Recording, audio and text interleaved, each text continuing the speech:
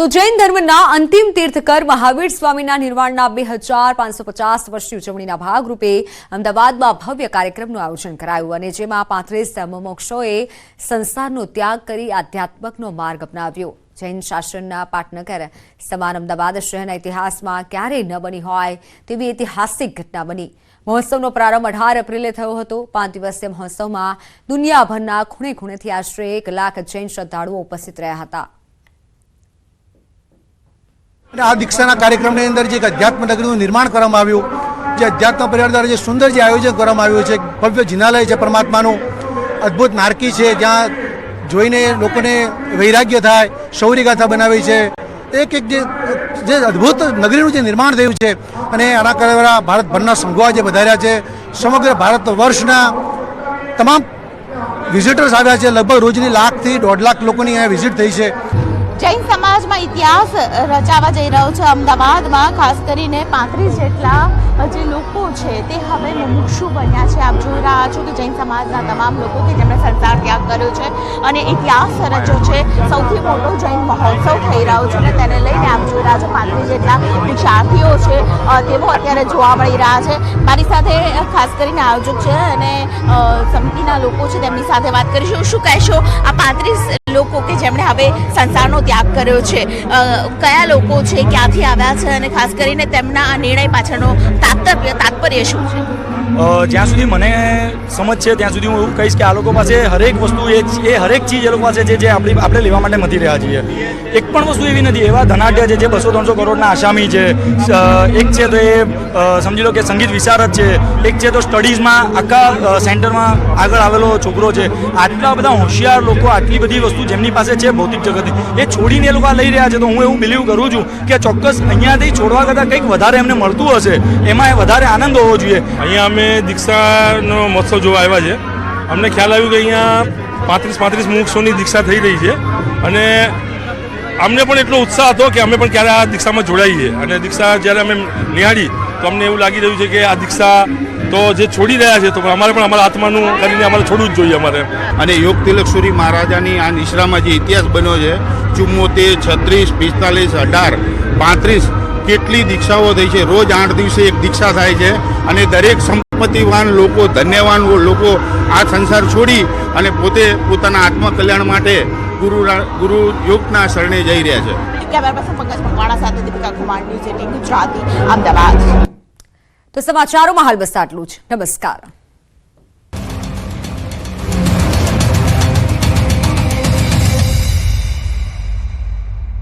एक बात तो આગેવાનો હતી, આદિવાસીના આગેવાનો હતી અને ઇતર કોમના લોકોના આગેવાનો હતી। હું ચૂંટણી જીતતો આવ્યો છું, 6 વખત જીત્યો છું।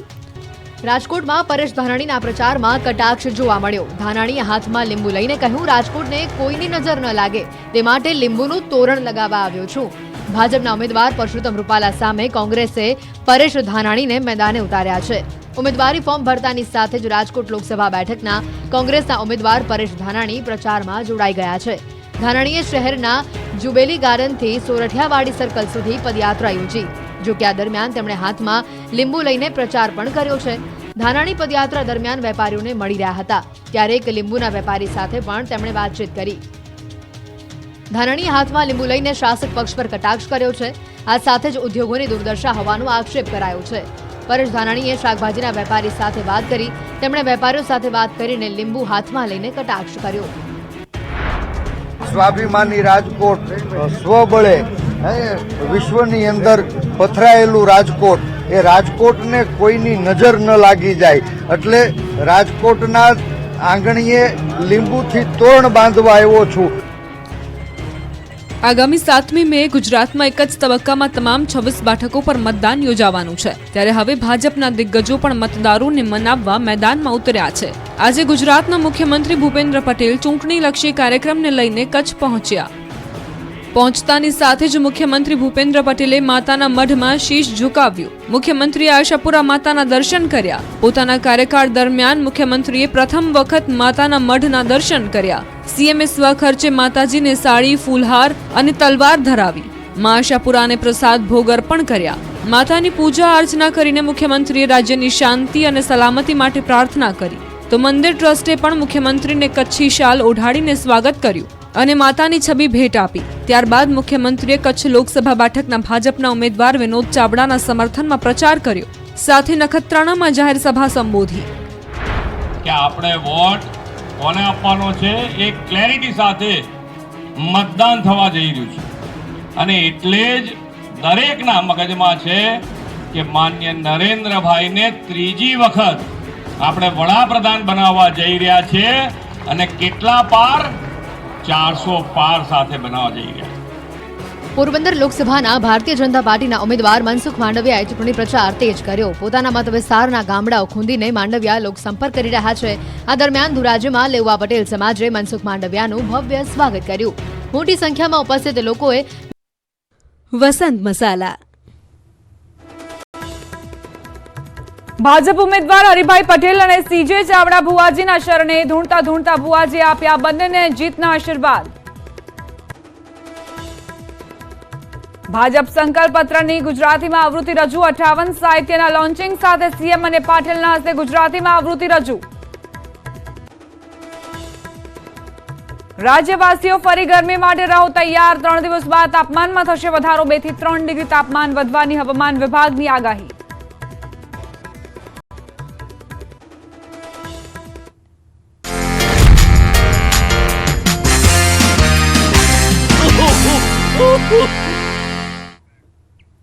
નમસ્કાર, સ્વાગત છે આપનું. આપ જોઈ રહ્યા છો અમારી વિશેષ રજૂઆત ખોટું ન લગાડતા. હું છું આપની સાથે દીપા શર્મા. લોકશાહીની સુરત જોવી હોય તો સુરતનો ઘટનાક્રમ જોવો પડે.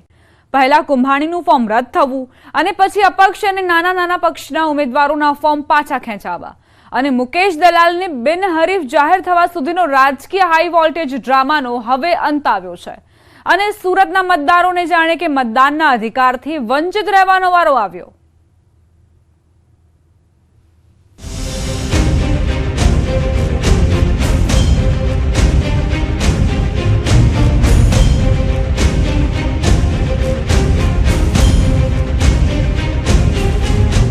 ચૂંટણી હજુ ચાલુ છે, ચૂંટણી હજુ બાકી છે, જંગ અભી જારી है.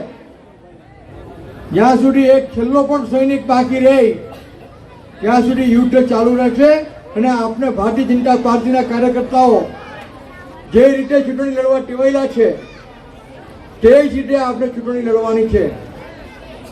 કાંઈ કચાશ નહીં રહી, કાંઈ અઢી વિશ્વાસ નહીં રહી. દુશ્મન નાનો હોય કે દુશ્મન મોટો હોય, દુશ્મન એ દુશ્મન છે, એને આપણે કચડી નાખવાનો છે. હજુ તો 2 દિવસ પહેલા જ મુકેશ દલાલે ઓલપાડમાં આયોજિત એક સભામાં ધારદાર ભાષણ આપ્યું હતું.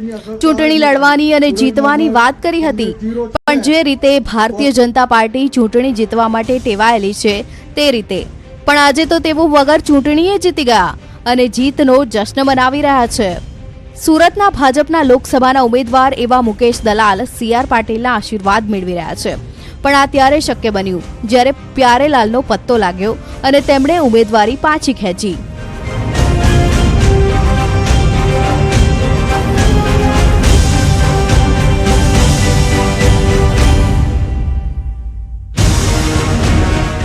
શનિવારથી સુરત રાજકીય ડ્રામાનું એપિસેન્ટર બન્યું હતું. પહેલા કોંગ્રેસના ઉમેદવાર નિલેશ કુંભાણીના ફોર્મમાં ભૂલ નીકળવી, ટેકેદારોની સહીઓમાં વિસંગતતાનો આરોપ અને ત્યારબાદ ટેકેદારોનું ગાયબ થવું અને નિલેશ કુંભાણીનું ફોર્મ રદ થવાની સાથે ભાજપનું કામ તો જાણે આસાન થઈ ગયું હતું. ત્યારબાદ તો બાકી રહેલા અપક્ષ અને નાના પક્ષના 8 ઉમેદવારોને મનાવવા તો જાણે આશા ન જ હતા. શનિવારનું નિલેશ કુંભાણીનું ઓપરેશન પાર પાડતા જ રવિવાર રાત સુધીમાં તો બીજા 7 ઉમેદવારોનો ખેલ પાડી દેવામાં આવ્યો. પણ 8મો ઉમેદવાર પ્યારેલાલ તો ગજબનો કહેવાય. સોમવાર બપોર સુધીમાં તો પ્યારેલાલ પણ કયા ખૂણામાંથી બહાર આવ્યા તે જ વિપક્ષ તો ઠીક, પણ ખુદ બહુજન સમાજવાદી પાર્ટીના નેતાઓને પણ ખબર ન પડી અને ક્યારે પાછલા દરવાજેથી ઓફિસમાં આવી ગયા. પ્યારેલાલ ઓફિસમાં આવે તેની જ રાહ જોવાતી હતી.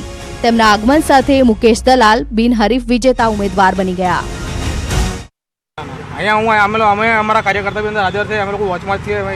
ફોર્મ પરત ખેંચી લેશો તો પાર્ટી અમારી એક્શન લેશે ને અગર જો ખેંચે તો અમારી પાર્ટી એના વિરુદ્ધમાં એક્શન લેશે. બીએસપીના કાર્યકર્તાઓ કલેક્ટર કચેરી શા માટે છે? અહીંયા ધ્યાન રાખવા માટે કદાચ આવે કોઈ લોકો એવી અફવા ફેલા કે ભાઈ એફિડેટ કરેલી છે એવી અફવા કોઈ ફેલાવેલી એટલે અમે લોકો જોવા આવેલા હતા. બોલો, નેતાઓ વોચમાં હતા તો પણ પ્યારેલાલ ઓફિસમાં ફોર્મ પરત ખેંચી ગયા અને કોઈને ખ્યાલ ન આવ્યો અને મુકેશ દલાલને સત્તાવાર વિજેતા જાહેર કરવામાં આવ્યા. ગુજરાત રાજ્યના 24 સુરત લોકસભા સંસદીય મતદાર વિભાગમાંથી લોકસભા માટેની ચૂંટણી સંચાલનના નિયમો 1961ના નિયમ 11ના પેટા નિયમ 1 સાથે વાંચતા લોકપ્રતિનિધિત્વ અધિનિયમ 1951ની કલમ 53ની પેટા કલમ 2ની જોગવાઈઓના અનુસરણમાં હું જાહેર કરું છું કે ઉપરયુક્ત મતદાર વિભાગમાંથી તે ગૃહની બેઠકને ભરવા માટે ભારતીય જનતા પાર્ટી દ્વારા સમર્થન અપાયેલ શ્રી મુકેશ કુમાર ચંદ્રકાંત દલાલ 84 મહેરનગર સોસાયટી આલિશાન એન્કલેવની પાછળ અડાજન સુરત યોગ્ય રીતે ચૂંટાઈ આવ્યા છે. આ ઘટનાના સારા અને નરસા બંને પ્રત્યાઘાત પડ્યા છે. સ્ક્રિપ્ટ પ્રમાણે મતદારોથી ભાગનારી ભાજપાએ આજે પોતે બિનહરીફનો પોતાનો સિક્કો જમાવવાનો ખેલ કર્યો છે. આ સિક્કો માત્ર એટલા માટે નથી પણ મતદાતાઓની સીધા મત લેવામાં ભાગી રહેલી ભાજપા અનેક જગ્યાએ તેમને મળી રહેલો જનતાનો મિજાજ અને જનતાના મિજાજથી ડરી ગયેલી ભાજપા જે રીતના કારનામાને હથકંડા અપનાવી રહી છે એ આખો દેશ જોઈ રહ્યું છે. એક તરફ ભાજપ જીતની ઉજવણી કરી રહી છે તો બીજી તરફ સુરતના મતદારો મતદાન કરવાના અધિકારથી જ વંચિત રહી ગયા હોવાની ચર્ચાઓએ જોર પકડ્યું છે અને બૌદ્ધિકો આને લોકશાહીની હાર ગણાવી રહ્યા છે. તેવા સમયમાં ભાજપ હાલ તો પ્રથમ જીતની ખુશી વ્યક્ત કરી રહ્યું છે. માધ્યમથી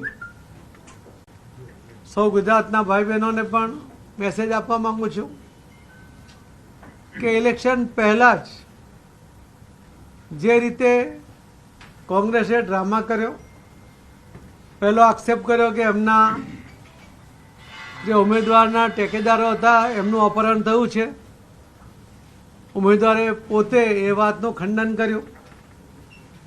એમણે ખોટી રીતે પણ ખૂબ પ્રેશર લાવવાનું વહીવટી તંત્ર ઉપર પ્રયત્ન કર્યો. મીડિયા દ્વારા પણ એમણે ગેરસમજો ઊભી કરવાનો પ્રયત્ન કર્યો. પરંતુ આજે સચ સામે આવ્યું છે કે નરેન્દ્રભાઈ મોદી સાહેબનું જે લક્ષ્યાંક છે અબ કે બાર 400 પાર, તે દિશામાંનું પહેલું કદમ છે, ફર્સ્ટ સ્ટેપ છે.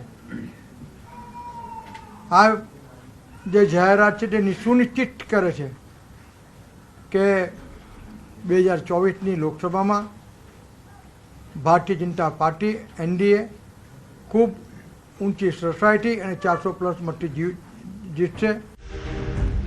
સુરત વેપારનું તો કેન્દ્ર છે જ અને હાલ ગુજરાતના રાજકારણનું પણ કેન્દ્ર બન્યું છે. સુરતની લોકસભાની બેઠક બિનહરીફ થવી કદાચ ટ્રેલર હોઈ શકે. પિક્ચર કદાચ હવે પછીની ચૂંટણીઓમાં જોવા મળે તો નવાઈ નહીં, કારણ કે સુરતની ચૂંટણીમાં મતદારોને આકર્ષવાના બદલે ઉમેદવારોના ફોર્મ રદ થવાના અને ઉમેદવારી પત્રક પાછા ખેંચવાની ખેલમાં તો નુકસાન આખરે મતદારોને થયું છે. કારણ અધિકાર ગુમાવવાનો વારો આવ્યો હોય તો તે મતદારોને છે, જેઓ મતદાનના અધિકારથી વંચિત રહી ગયા.